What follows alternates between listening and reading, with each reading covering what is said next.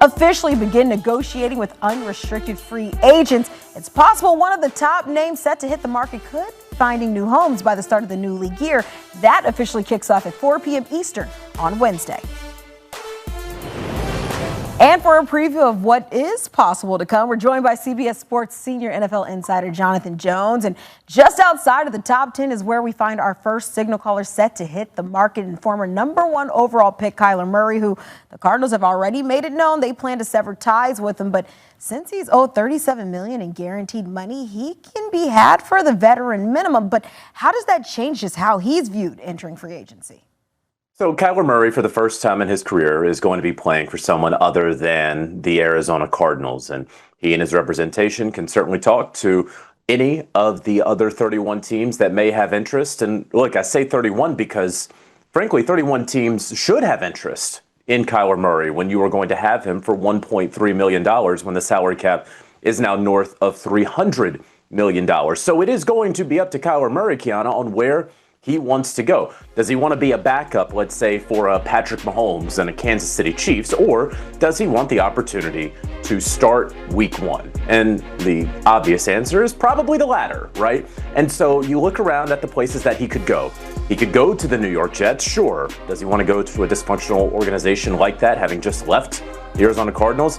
The team that we have been talking about for some time, the team that frankly makes the most sense that we'll continue to talk about, is the Minnesota Vikings, who have J.J. McCarthy, the number 10 overall pick from a couple of years ago, who they have been disappointed by. They are going to bring in a veteran quarterback to compete with J.J. McCarthy. Could it potentially be Kyler Murray, despite his limitations in a Kevin O'Connell offense? He still has plenty left in the tank, Kyler Murray does. So that is the place that we are all watching. But that does not mean that another place potentially cannot emerge again, especially because he's only going to cost $1.3 million for any team out there. He's going to want an opportunity, though, to be a week 1 starter. Being a week 1 starter, but also coming with that price tag, I think a lot of suitors certainly looking after his services. But how about another signal caller on Pete Prisco's list of free agents? That's former Packers backup quarterback Malik Willis. And I mean, despite a small sample size as a starter in Green Bay, he has flashed extreme upside for a quarterback needy team. But what does his market look like to you? So it's interesting. A couple weeks ago, maybe even a month or so ago, we thought that Malik Willis would have a very healthy market out there, right? Not that many free agent quarterbacks that would be available. Yes, we anticipated Kyler Murray being available, but outside of him, a Tua, right? You thought that Malik Willis might really make some money. Well, now that we are on just ahead of free agency, you look around and where is he going and for how much? Could he go to the Arizona Cardinals? Absolutely, though it does seem right now that they do have their eye on Jimmy Garoppolo, but we'll see how things play out there with the Cardinals at quarterback. And LaFleur, now the head coach there, his brother just coached Malik Willis. That is a very obvious and natural landing spot for him. Another obvious and natural landing spot would be the Miami Dolphins, because general manager John Eric Sullivan, new head coach Jeff Hafley, both, of course, were just with the Green Bay Packers. And that's where Malik Willis was. And so that could potentially make sense, though you do wonder about the resource allocation as it relates to the quarterback position, paying so much money to Tua, and then, of course, paying so much money to Malik Willis. Will he reach $30 million, or will it be in the 20s? Again, to be determined. But certainly Malik Willis will be finding himself in a position to compete for a week 1 job. He's going to have to earn it, but he will be paid as such to be the guy who is going to have the football in his hands first when OTAs and mandatory minicamp and training camp take place. Yeah, a former 3rd-round pick served his time as a backup, now could be looking for that starter opportunity. But hey, we'll find out in a few short days. But the Super Bowl MVP could likely also be taking his talents elsewhere. Kenneth Walker, well, he aims to see if his 2025 success will result in a big payday after the Seahawks declined to use the franchise tag on him. But he's expected to be that top back on the market. Do you believe Walker could be a market setter for the running back position this offseason? How are you assessing the market? Yeah, he could. The running back market is always interesting, right? And we've had a number of conversations these last few years about the running back market. Javonte Williams heads into the combine and gets that $8 million per year from the Dallas Cowboys. And that kind of served, Kiana, as a marker for this market, if you will.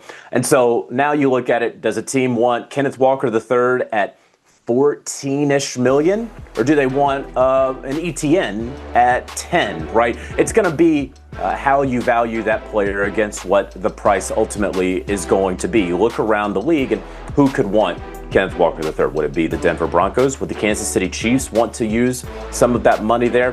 The Jacksonville Jaguars, could they enter the chat at some point? I know a lot of people have talked about the Giants. I would be surprised if the Giants got in on Kenneth Walker III at that top tier price. We'll just say that for right now. So he could land at any one of those spots, or he could go back to Seattle. Look, the Seahawks rarely use the franchise tag. And for a lot of their guys, they say, look, go ahead, test out free agency. Let us know what you get. And if we can work something out with you once you test the market, then we'll try to do that. They have Zach Charbonnet, who's coming off that ACL that he suffered in the playoffs. And so right now, they don't have their week one running back, it wouldn't seem. So is it possible that after not tagging Kenneth Walker III, after allowing him to go to free agency, that maybe K9 finds out that, gosh, the money that I really wanted, the Seahawks are right, it's not out there, and I would rather go back to the place that I just won Super Bowl MVP. That is certainly still in the cards here for Kenneth Walker III.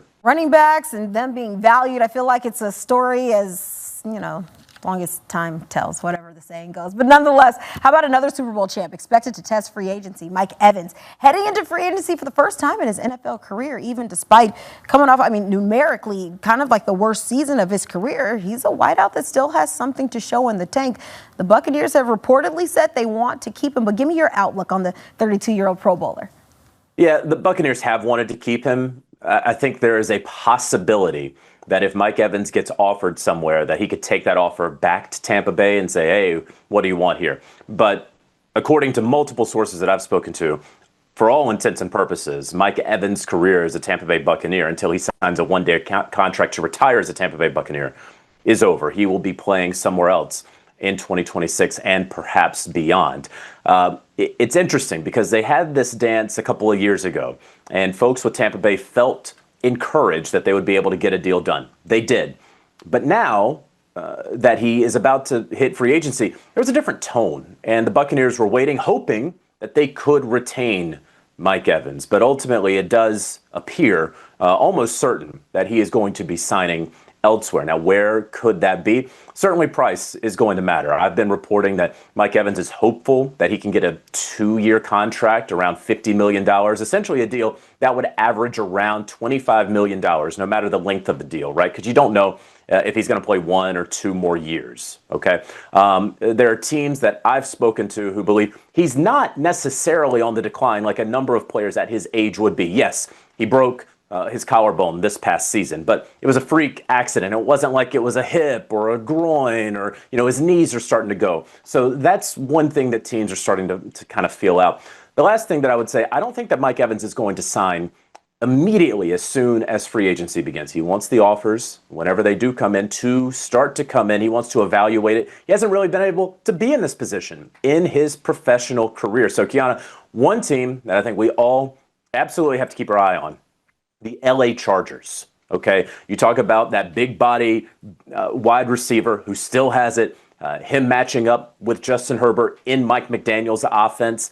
That really seems like a possibility. I don't know that Houston in Mike Evans' backyard is going to go there. Kansas City, I don't know that they're going to be spending the money necessarily. Tennessee looks like they're going to go after Wan'Dale Robinson. New England Patriots, I think they want to get younger. They may even go after an Alec Pierce, even though his number is starting to creep up around $27.5 million, which is what DJ Moore has. All of those things are starting to take place. Again, keep an eye on the Chargers. But for all intents and purposes, again, it does appear that Mike Evans' career in Tampa Bay is now over. Yeah, in addition to the Chargers, you're talking about wanting that big body receiver, 49ers, Commanders, Giants, maybe some of those teams that could be looking for his services as a veteran. But nonetheless, that's 12 years in Tampa Bay, 11 straight 1,000-yard season, and closing that chapter on that time in Tampa Bay for Mike Evans. Well, nonetheless, we know we've got you to look forward to this rest of this week with whatever might unfold. As always, Jonathan Jones, appreciate you. Thank you.